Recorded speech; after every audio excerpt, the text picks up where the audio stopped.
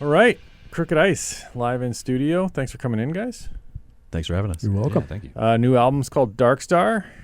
Yes, DarkStars.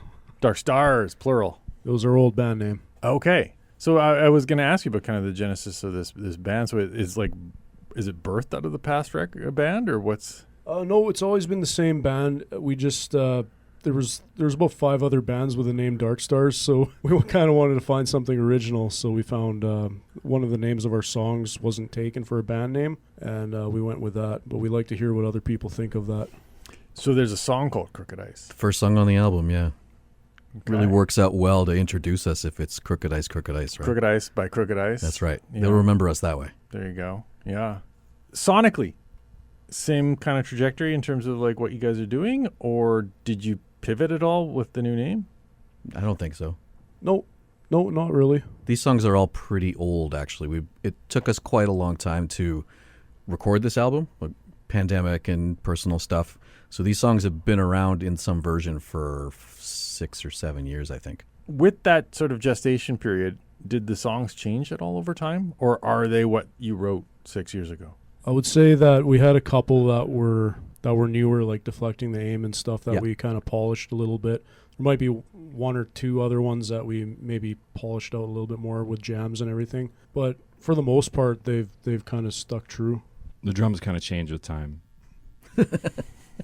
I think Brain Like a Swamp changed quite a bit too. The flow of it is pretty strange. So the album version doesn't flow as all over the place as it does when we play it live. It's sort of a feel song live, but it's a lot more structured. There's a weird tempo change in it. Yeah. It was really hard for us to get on the album because we're not really following a metronome. We're following the drummer. So this is recorded live off the floor then, or like no click track, or what are you doing? That particular song was recorded live off the floor, but then we tracked over top of it. Okay. For the whole album, yeah, we did metronome with Andy and myself playing. Then we'd record drums over it, and then we'd re-record the guitars and the vocals afterwards. Gotcha. So if it's different live, are you guys okay with that? Like, because I know some bands like basically want to replicate, right? Like they want like a copy of the album on the stage, and some bands are like the stage is an entirely different thing than the studio, and that's how we want it. It's a different feel for sure. I think live should be an experience, not just ones and zeros. I mean, Deflecting the Aim is completely different live. You saw us practicing it. If you heard the album afterwards, it's completely different. I have a hard time playing anything the same ever. Sure enough. Okay. I have to ask about 1072 and this alleged bank robber. Yeah, so I wrote that song because I always heard this story when I was growing up about my great uncle who allegedly robbed a bank in Winnipeg. I never got the story out of him. He never wanted to talk about any of his jail time, but the story was that he attempted to rob a bank and got shot by the cops. And so this is like something known in the family but not talked about. Pretty much. So then does it grow in your head and then that like print the legend kind of an idea? Like I'm going to write a song about this? Yeah, pretty much. I just thought it was interesting, and then I thought, well, I'll make it a little more interesting and add a love interest into the lyrics, and I just took it from there. So that begs the question, like, origins of songs, like, are they all, like, inspired from things in your life, or, like, how do you kind of songwrite? It's sort of by committee. I mean, we both write, he writes most of the lyrics. I've written a couple, but I think half of the songs kind of have come from jams as well. So it's all 3 of us kind of just throwing whatever works in a blender and saying, this is what we're going to get out of it. Who presses pulse on the blender? Who gets to like decide, when it's pureed? I own the studio. Okay. Yeah. So I guess I get last say, but everybody has their say in all the songs. And we don't pay him, so That's true. I bring beer every time just to give him something. I give him a hug. Sure. Thanks, buddy.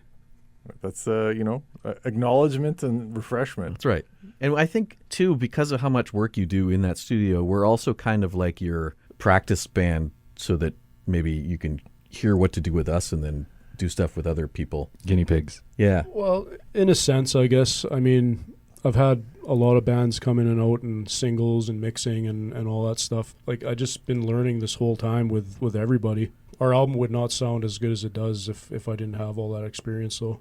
Do you take what you learn from other recording experiences and think like, I'm going to file away like they did X or Y And that's something I could do within the context of my own band? A little bit. Learning online too and everything, like YouTube videos, and I've taken courses and everything. But like just even little tricks like how to record guitars, like how to make them sound huge, like panning them left and right, doing different parts and different amps. It's just stuff you learn along the way instead of just hitting record and have everything straight down the middle. Right. Because a lot of bands, time crunch is like a negative in terms of like they're staring down the gun of like, we got to get out of here. But it crystallizes things, right? Like you got to get it done. Yeah. Whereas if it's your place and you don't necessarily have that, is that a problem where like you could tinker forever? Uh-huh. It can be. Yes. I kept calling this our Chinese democracy. Oh. Our first album was Yeah. our Chinese democracy. Because I think if you look online, the video for the Crooked Ice song, we recorded the video portion of that in February and August of 2021. And we had it on a hard drive because we hadn't recorded the song yet. And it took until like 3 months ago where I finally sat down and edited it. And it was really weird to look at like how skinny I was, how nice my beard looked, how skinny these guys were. Now it's this time later and they're young and cute and I'm older and it's kind of strange to look at. To reflect on? Yeah.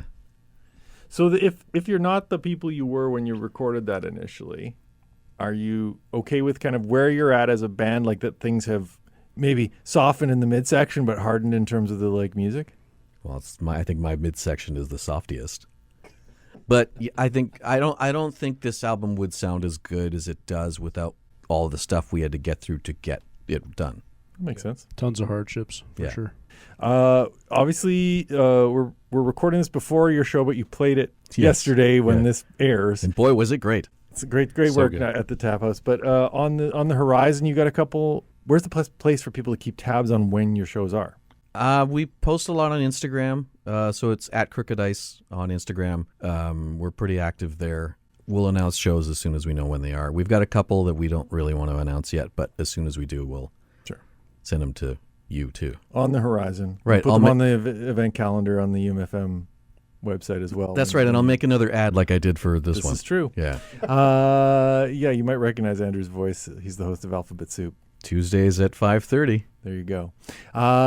Before I let you go, I want to get you to pick a song that you didn't play live from the record that we can play for listeners. Ooh.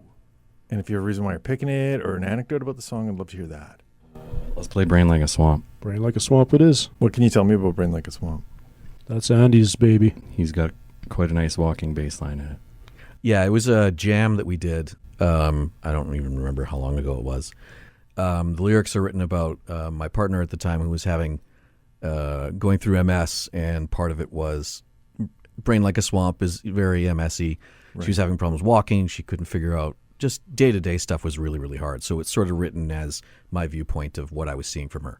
Right. And when you saw me play it live last night, boy, was I into it. There you go. It's a fun one because Andy and I have to kind of stay on lock together, but we just drag James along, and That's right. we got full control. Then James just has to let it happen. It's the only time they have control over me. We're gonna write more like that. That's right, yeah. That's why they picked it, I guess, maybe. Yeah. It's all us, pal.